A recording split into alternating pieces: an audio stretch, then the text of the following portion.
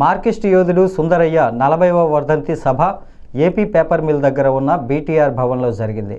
నాటికి నేటికి సుందరయ్య జీవితం ఆదర్శనీయమని సిపిఎం జిల్లా కార్యదర్శి టి అరుణ్, సిపిఎం శ్రేణులు ఘనంగా నివాళులర్పించారు. సుందరయ్య చిత్రపటానికి party senior TS Prakash, SS Murthy పూలమాలలు వేసి నివాళులర్పించారు.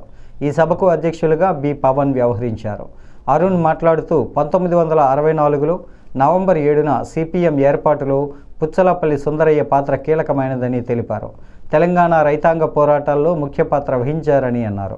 కందుకూరి వీరేశలింగం వర్ధంతి మొట్టమొదటిగా నిర్వహించింది కమ్యూనిస్టులే అని గుర్తు చేశారు.